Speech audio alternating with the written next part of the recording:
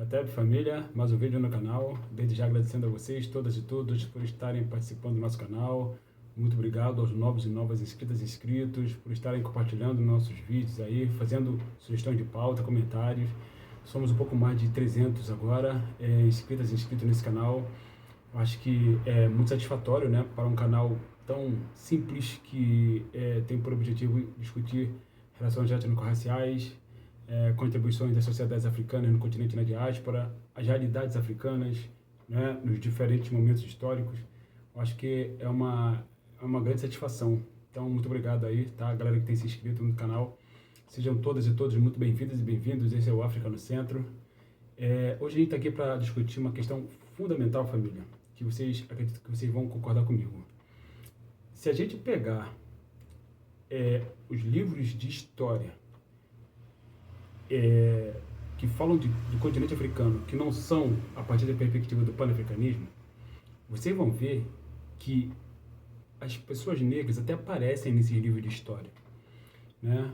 É interessante notar que muitas autoras e autores brancos da Europa e do Brasil e de outras partes do mundo falam, né, de sociedades negras, falam de questões negras, né, mas sempre colocando as populações africanas do continente na diáspora num papel de subalternidade ou subalternização.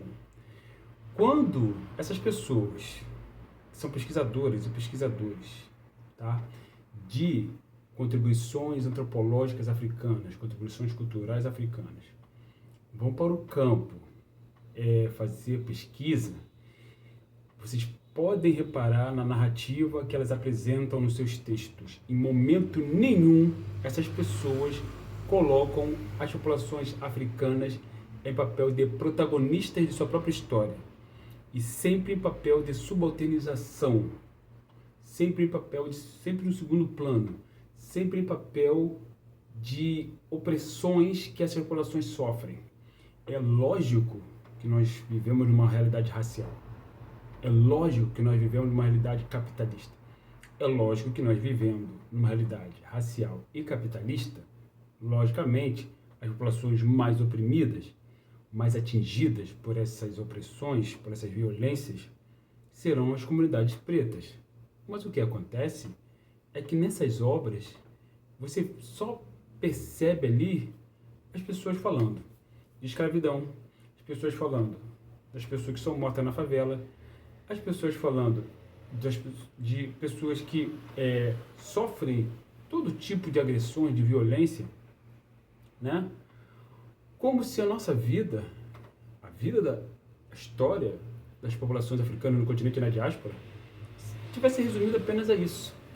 Isso, apesar de ser, em primeiro momento, pode dar a impressão, tá, de estar fazendo a apresentação de uma denúncia, isso muitas das vezes, eu estou à vontade para falar porque a gente lê bastante, né, essas pesquisas, muitas das vezes essas pesquisas, esses textos acadêmicos podem esconder um processo cruel, criminoso, sabe, de manutenção de uma visão, de um imaginário social fundamentalmente voltado apenas para a dor, apenas para o sofrimento. E quando você, lendo os textos dessas pessoas, você vê ali um momento de alívio dessas opressões, dessas dores, geralmente quem está praticando esse alívio não são pessoas negras que estão se auto-libertando, mas sim o mito do branco salvador. É curioso isso, né? É impressionante, é bem sutil, mas muitas das vezes essas informações estão ali. E isso é recorrente em textos de história, de antropologia, sociologia. Aliás, é impressionante que, quando a gente fala de sociologia, que as opressões que são vindas da Europa, Geralmente, as pessoas que são vindas da Europa e que impactam na vida de populações negras, africanas, do continente na diáspora, geralmente, essas pessoas que estão pesquisando as realidades dessas sociedades, elas dizem que a única forma delas se livrarem dessas opressões que os europeus criaram e que impactam na nossa vida é se voltando para soluções que os opressores europeus apresentam para nós nos libertarmos. E nunca, jamais, tempo algum, de soluções que nós mesmos podemos criar para nos libertar dessas opressões. Percebe como a coisa é cruel, é perversa? Ela é radicalmente perversa. Então, família, por que eu estou falando isso? Tá? Porque muitas das vezes tem pessoas do campo das pesquisas científicas, tá, que na verdade não têm a menor consideração para o seu objeto de pesquisa ou não tem a menor, como eu posso dizer, o menor comprometimento em verdadeiramente usar a sua pesquisa para mudar aquela realidade. Não. Essas pessoas querem que aquela realidade se mantenha. Por quê? Porque essas pessoas ganham dinheiro com realidades de opressão. As pessoas que pesquisam as favelas, as comunidades africanas, né, das periferias, os terreiros que são atacados, né, de Candomblé e de Umbanda, por exemplo, as mães que choram as mortes de seus filhos assassinados pela polícia, as meninas que engravidam cedo, né, por conta da falta de uma política de educação sexual nas escolas públicas, né, que são do Estado, que é controlado por uma elite burguesa branca, o Estado, estamos falando de Estado aqui, né, fundamentalmente. Essas pessoas que pesquisam funk, por exemplo, né, essas pessoas elas querem que aquela realidade continue.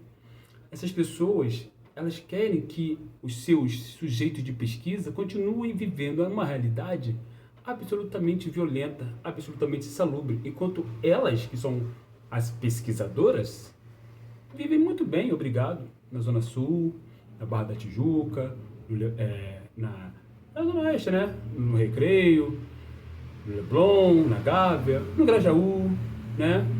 Que é um bairro de classe média, né? Aqui da Zona Norte, até no Meier mesmo, né? Enfim, mas vivem bem, confortáveis, né? Nos seus apartamentos, não escutam barulho de tiro, não sofrem problema de saneamento básico, não sofrem problema de falta de luz, de falta de água, absolutamente. De chuva, quando chove, né? Que cai, enfim, questão de goteira, não sofrem com o problema de falta de comida dentro de casa. Mas as pessoas querem que essa realidade se mantenha, porque essas pessoas precisam que essas realidades existam. Do contrário, se essas realidades desaparecerem, se as comunidades africanas que estão vivendo diariamente uma opressão que é construída e mantida pela estrutura do racismo, se essas comunidades se libertarem, se houver um processo de emancipação política, econômica mesmo, verdadeira, né? E essa realidade mudar radicalmente, essa realidade não mais existir, a favela deixar de existir, né? A periferia mudar o seu quadro social, né? Essas pessoas não vão ter mais o que pesquisar e não vão ter mais como ganhar dinheiro com a pesquisa a respeito do sofrimento alheio. E muitas das vezes, essas pessoas são tão perversas, né, que muitas vezes elas sequer dão créditos, sabe, para os seus pesquisados. Então, família, esse papo que a gente está tendo aqui, ele é um papo de alerta, um papo de desabafo, um papo de denúncia também, tá? Porque o campo das pesquisas, ele é fundamental. Estou falando a partir da visão do pesquisador, porque eu sou pesquisador. O campo das pesquisas, ele é fundamental para a gente combater uma série dessas agruras que nós vivenciamos no dia a dia. É absolutamente fundamental, né? Fundamental. Mas o campo das pesquisas, ele também esconde pessoas covardes. Não é por acaso que no século XIX se criou tudo sobre raça, né? Que a civilização se devia à raça, a um gene racial, como diz o Carlos Moura, coisas biológicas, né? Onde você tinha lá um monte daqueles autores brancos, europeus, Voltaire, Montesquieu, Immanuel Kant, né? Esses caras todos lá, Max Weber, todo mundo lá falando horrores sobre África e sobre os africanos.